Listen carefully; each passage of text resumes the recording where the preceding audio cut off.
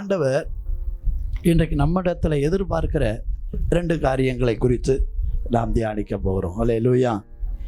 அதாவது இந்த உலகத்தில் விலையேற பெற்றதுன்னா என்னன்னு நினைக்கிறீங்க? இப்படி ஒரு கேள்வி கேட்டால் நாங்கள் என்ன பதில் சொல்கிறதுன்னு நிறைய இருக்குது. விலையேற பெற்றதுன்னா என்னன்னு நினைக்கிறீங்க? எது விலையேற பெற்றது?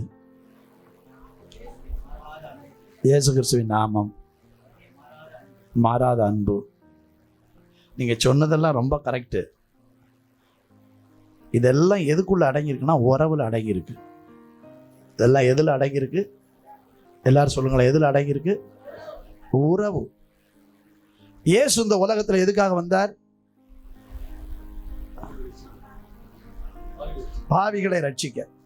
பாவிகளை ஏன் ரட்சிக்கணும்?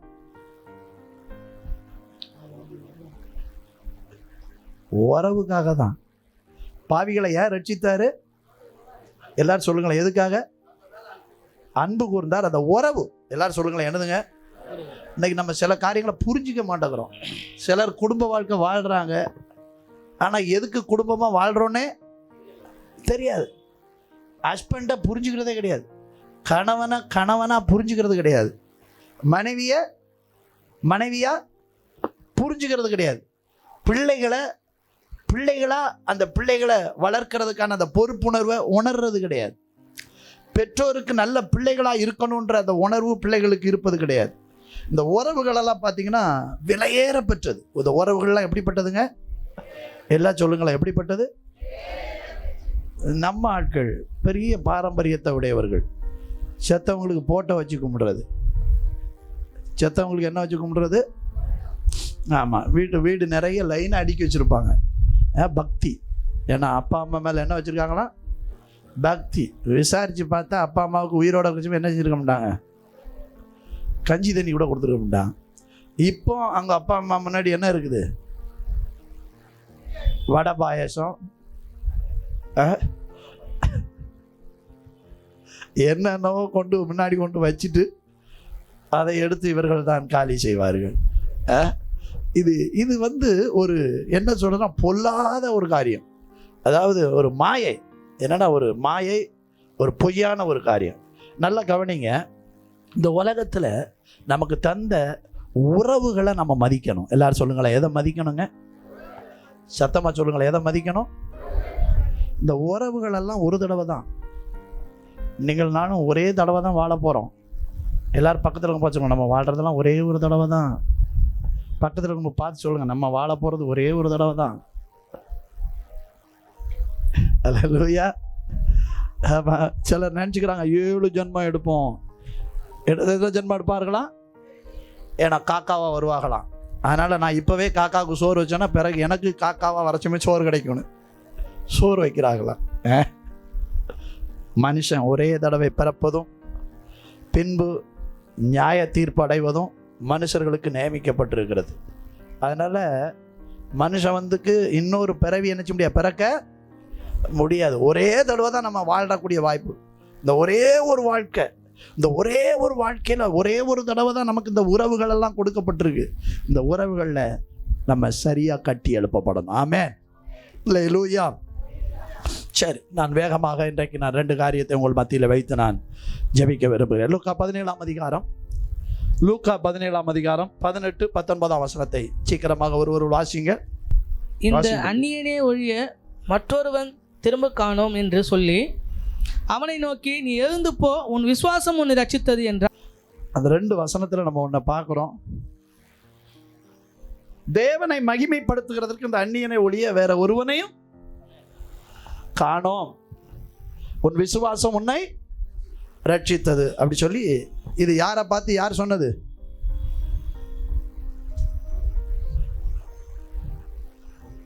குஷ்டரோகியாய் இருந்து சுகம் பெற்ற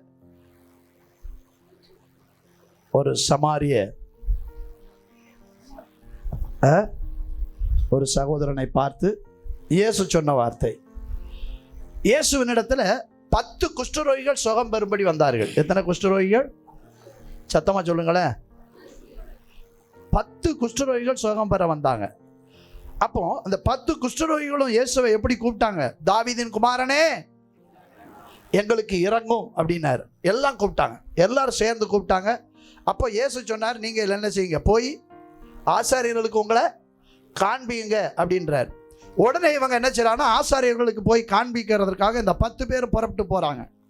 இந்த 10 பேரும் புறப்பட்டு போகிற சமயம் 10 பேரும் கைகளை பார்க்குறாங்க, கால்களை பார்க்குறாங்க. இவங்களுக்கு இருந்த குஷ்டரோகம்லாம் என்ன செஞ்சிருச்சு, சரியாயிடுச்சு, சுகமாயிருச்சு.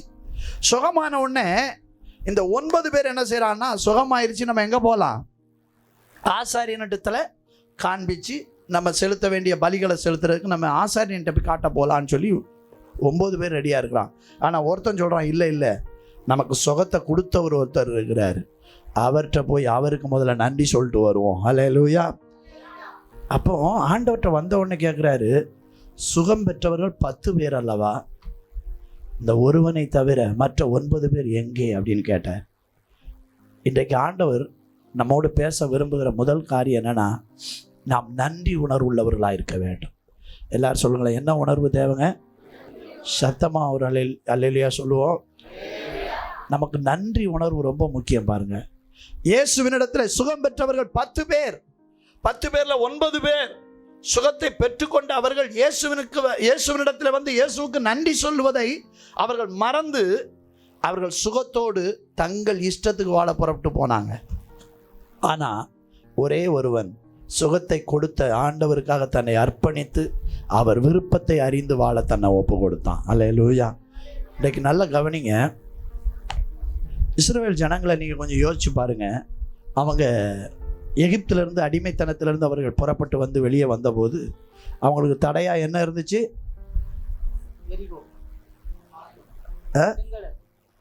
செங்கடலா பாலைவனமா? கரெக்டாக சொல்லணும். செங்கடல் தான் ஃபஸ்ட்டு தடையாக இருந்தது. செங்கடல் தடையாக இருந்தது. அப்போ நீங்கள் யோசிச்சு பாருங்க, அந்த செங்கடலில் தேவன் என்ன செய்தார்? ரெண்டா பொளந்து நடக்க வச்சிட்டார். அதாவது கடலையே ரெண்டா என்ன செஞ்சிட்டார்? பிரிச்சுட்டார். மெரினா கடல் ரெண்டா பிளந்தா என்ன ஆகும்? என்ன ஆகும்? அதெல்லாம் கற்பனை பண்ணி பார்க்க முடியாது. அந்த கடல் வந்து கொஞ்சம் உள்வாங்கிட்டாலே எவ்வளோ பயங்கரமாக இருக்குது. அது ரெண்டாக பிளந்துச்சுன்னா எப்படி இருக்கும்னு நம்மளால் கற்பனை பண்ணி பார்க்க முடியாது. பாருங்கள், கற்பனை பண்ணி முடியாத அற்புதத்தை ஆண்டவர் செய்தார் இஸ்ரவேல் ஜனங்களுக்காக. ஆமென். அவ்வளோ பெரிய அற்புதம் செய்தார். கடலில் யாரும் நடக்க முடியாது, ஆனால் கடலில் அவங்கள நடக்க வச்சார். நடக்க வச்சு அந்த சைடு கொண்டு போனார். கொண்டு போனோடனே இவங்கெல்லாம் இஸ்ரவேல் ஜனங்க என்ன செஞ்சாங்க? சந்தோஷப்பட்டாங்க. அப்படி தானே? என்ன அப்படி பார்க்குறீங்க? கடலை தாண்டி போனோடனே எப்படி இருந்தாங்க? ஆமாம், இப்போ நமக்கு ஒரு 6000 ரூபா கையில் கிடச்சிருக்கோம்ல. அந்த 6000 ரூபா கையில் கிடைச்ச உடனே எப்படி இருந்தோம்? ஆமாம், ஒரு அம்மா வாங்கி டான்ஸ் ஆடுது. 6000 ரூபா அந்த டான்ஸ்லேயே முடிஞ்சிருக்கும் போல இருக்குது. பார்த்தீங்க அப்படின்னா எல்லாமே அந்த வாங்கின அந்த நேரத்தில் ஒரு சந்தோஷம். ஆனால் அது காலி ஆயிடுச்சுன்னா அவ்வளவுதான். நீங்கள் பார்த்தீங்க அப்படின்னா நம்ம சந்தோஷம் எதில் இருக்கணும்னா, இயேசுவின் பிரசன்னத்தில் அவர் செய்த நன்மைகளை நினச்சி நன்றி சொல்கிறதுல இருக்கணும். ஆமேன்னு சொல்லுவோமா? நீங்கள் நல்ல கவனிங்க. செங்கடலை தாண்டி வந்தோடனே துதிச்சாங்க. மாறாவின் கசப்பு வந்தோடனே என்ன செஞ்சிட்டாங்க? புலம்ப ஆரம்பிச்சிட்டாங்க, திட்ட ஆரம்பிச்சிட்டாங்க. இயேசுவை திட்ட ஆரம்பிச்சிட்டாங்க. நல்ல கவனிங்க, கர்த்தர் செய்த நன்மைகளை ஒரு நாளும் நீங்களும் நானும் மறக்கக்கூடாது. ஆமேன்னு சொல்லுவோமா? அதனால தான் நம்ம அருமையான ராஜனையா அவருடைய பிறந்த நாளில் அந்த வார்த்தையை அருமையான டேவிட்சன் மையா கொடுத்தாரு. என் ஆத்துமாவே கர்த்தரை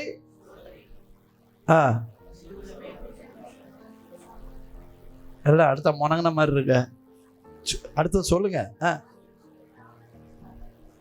தோத்தரி அப்படி முடிக்க மாட்டேங்கிறீங்களா? அப்படியே கக்கா மாதிரி இருக்கு. அவர் செய்த நன்மைகளை நம்ம மறக்கவே கூடாது. ஆமேன்னு சொல்லுவோமா? இந்த வருஷ கடைசியில் நம்மகிட்ட ஆண்டவர் எதிர்பார்க்கறது என்ன தெரியுமா? இத்தனை வருஷங்கள் நம்மளை நடத்தி வந்தார் பார்த்தீங்களா, எல்லா நன்மைகளையும் நினைச்சு பார்க்கணும். ஆமேன்னு சொல்லுவோமா? கர்த்தர் செய்த நன்மைகளை ஒன்றை கூட நினைச்சக்கூடாது, மறக்கக்கூடாதுங்க. நீங்கள் நல்லா யோசிச்சு பாருங்க. இஸ்ரவேலுடைய முதல் ராஜா யாரு? இஸ்ரவேலுடைய முதல் ராஜா யாரு?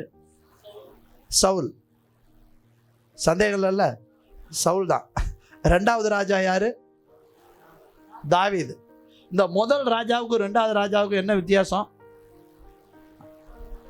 அப்படின்னீங்கன்னா, முதல் ராஜாவாக இருந்த சவுலுக்கு நன்றி இல்லாத இருதயம். என்ன இருதயம்? எல்லா சத்தமாக சொல்லுங்கள், என்ன இருதயம்? ஆமாம், அபிஷேகம் பண்ணி இவனை ஆர்டேன் பண்ணி இவனை ராஜாவாக்குனவனே கொலை செய்ய தேடுறான். இவனுக்கு யுத்தத்தில் போய் வெற்றி பெற முடியாத சூழ்நிலையில் வெற்றியை வாங்கி கொடுக்க உதவி செய்த தாவீதை கொலை செய்ய தேடுறான். அப்படி பார்த்தீங்கன்னா தேவன் செய்த எந்த நன்மைக்குமே சவுல் வந்து எப்படி இல்லை, நன்றி விசுவாசமா இல்லை. இன்றைக்கு அரசியல் கட்சிகளில் கீழே போடுவாங்க, என்ன போடுவாங்க? அம்மாவுடைய உண்மை விசுவாசி, ஐயாவுடைய உண்மை விசுவாசி. அவர் உண்மையா இருக்காரான்னு யாருக்கு தான் தெரியும்? அவங்களுக்கும் அவங்க கூட இருக்கிறவங்க தான் தெரியும்.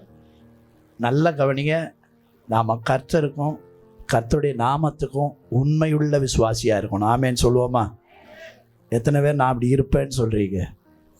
சத்தமோரால் இல்லையா சொல்லுங்களேன். ஆண்டவர் செய்த நன்மையை நினச்சி நன்றி சொல்லணும். ஆமேன்னு சொல்லுவோமா? ஆமாம். நீங்கள் நல்ல கவனிங்க, நம்ம ஆண்டவர் கொடுத்ததை நினச்சி நன்றி சொன்னோம்னா இன்னும் நமக்கு தேவையானது என்னெல்லாம் இருக்கோ அதெல்லாம் தானாக வரும். நீங்கள் நன்றி சொல்ல பழகிட்டீங்கன்னா உங்கள் வாழ்க்கையே நன்மையாக இருக்கும். அல்லேலூயா, அல்லேலூயா, அல்லேலூயா. ஆமாம், அதை போல் மார்த்தாலும் மரியாளும் அக்கா தங்கச்சி. இப்போ இந்த 2 பேரும் அக்கா தங்கச்சி. அவங்க வீட்டுக்கு யார் வந்திருக்கிறா? இயேசு வரும்போது இயேசுவை வீட்டுக்கு கூப்பிட்டதே யார் தான்? மார்த்தாள் தான் அழைக்கிறா. அழைச்சி வீட்டுக்கு இயேசு வராரு. ஆனால் இயேசு வீட்டுக்கு வந்த உடனே இயேசுவுக்காக சமையல் பண்ணுறதுல யார் பிஸி ஆயிட்டா? மார்த்தாள் பிஸி ஆயிட்டாங்க. ஆனால் இந்த மரியாள் பாருங்க, சமையலெல்லாம் பண்ணுறதுல அவள் பிஸியாக இல்லை. இயேசு வந்தது பெரிய விஷயம். அவர் பாதத்தில் அமர்ந்து அவர் எனக்கு என்ன கற்றுக் கொடுக்க விரும்புகிறாரோ அதை நான் கற்றுக்கொள்வேன் என்று அவருடைய பாதத்தில் உட்கார்ந்து அவர் சொல்கிறதெல்லாம் கற்றுக்கொள்ள ஆயத்தமாக இருந்தாலாம். அல்லேலூயா. இதில் என்ன பார்க்குறோம் அப்படின்னா, தேவனுடைய பிரசன்னத்தில் அவர் சொல்கிற வார்த்தைகளை கேட்டு அந்த வார்த்தைகளை கை கொள்ளுகிறவளை தான் ஆண்டவர் விருப்பத்தோடு ஏற்றுக்கொள்ளுகிறார். அதாவது நல்ல கவனிங்க, ஆண்டவருக்காக நான் என்ன செய்கிறேன்றது 2வது, ஆண்டவருக்காக என் வாழ்க்கை அர்ப்பணிக்கப்பட்டிருக்கான்றது தான் 1வது. அதாவது ஆண்டவர் சொல்றார், பலிகளை பார்க்கிலும் கீழ்ப்படிதலே உத்தமம் அப்படின்றார். நல்ல கவனிங்க, ஏன் அப்படி சொன்னார்னா, அந்த உலகத்தில் தேவனுடைய வார்த்தைகளை நாம் கேட்டு அதன்படி செய்கிறவர்களாக இருந்தால்தான் நம்ம பரலோகத்தில் போக முடியும். எத்தனை பேர் பரலோகத்துக்கு போகணும்னு நினைக்கிறீங்க? நான் சொன்ன சத்தம் யாரும் கேட்கலையோ? எத்தனை பேர் பரலோகத்துக்கு போகணும்னு நினைக்கிறவங்கெல்லாம் அப்போ கூட 4-5 கை தான். சிலருக்கு பரலோகத்துக்கு போகணும்னு நினைப்பில்ல. ஐயா ஆளை விட்டுருங்க, நான் எங்கேயே இருந்து போட. நம்ம பெர்க்மான் செய்யா பாட்டு பாடினார், எனக்கென்று எதுவும் இல்லை, இப்பூமி சொந்தம் இல்லை, எல்லாமே இயேசு, எல்லாம் இயேசு, இயேசு இயேசு இயேசு, எல்லாம் இயேசு இயேசு இயேசு, பரலோகந்தான்.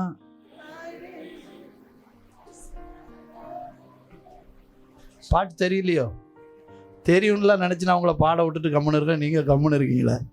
பரலோகம்தான் என் பேச்சு, பரிசுத்தந்தான் என் மூச்சு. சேர்ந்து பாடுவோம். பரலோகம்தான் என் பேச்சு, பரிசுத்தந்தான் என் மூச்சு, கொஞ்ச காலம் இந்த பூமியிலே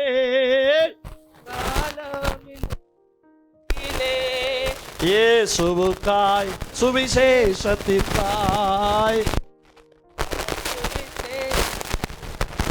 தானான தனே தனே தானான தானான தனனா தனனா தனனே தனனா தனனா. அல்லேலூயா. உலகத்தில் எவ்வளோ காலம் இருக்க போகிறோம்? எல்லாம் சொல்லுங்களேன், எவ்வளோ காலம்? இந்த கொஞ்ச காலத்துக்கு நம்ம என்ன ஆட்டம் ஆடுறோம்? இந்த கொஞ்ச காலத்துக்கு நம்ம சொல்லுங்க, என்ன ஆட்டம், என்ன ஓட்டம், என்ன? நம்ம வந்து பாருங்க, அந்த கொஞ்ச காலம் வாழ்கிற வாழ்க்கையில் ஏசப்பா ஆண்டவர் நம்மகிட்ட எதிர்பார்க்கணும், அந்த வார்த்தையின்படி நம்ம வாழணும். ஆமேன்னு சொல்லுவோமா? ஆண்டவர் சொல்றாரு பாருங்க, மத்தேயு 7ஆம் அதிகாரத்தில் 21 முதல் 24 வரை ஒருத்தர் வாசிங்க. பரலோகத்தில் இருக்கிற என் பிதாவின் சித்தத்தின்படி செய்கிறவனே பரலோக ராஜ்யத்தில் பிரவேசிப்பானே அல்லாமல் என்னை நோக்கி கர்த்தாவே கர்த்தாவே என்று சொல்லுகிறவன் அதில் பிரவேசிப்பதில்லை.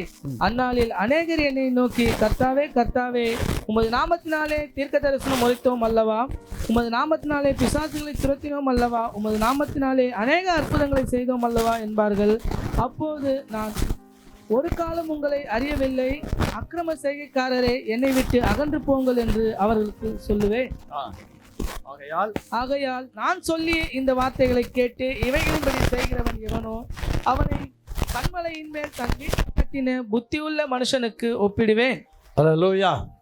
இந்த சம்பவம் நம்ம எல்லாருக்கும் தெரியும். ஏசப்பா சொன்ன அந்த ஓமை, இயேசு வந்து சொன்னார், இந்த உலகத்தில் அற்புதங்கள் அடையாளங்கள் கூட செய்திடலாம், தீர்க்க தரிசனங்கள் சொல்லலாம், பல காரியங்கள் நம்ம மூலமாக அந்த உலகத்தில் ஆண்டவர் செய்யலாம்.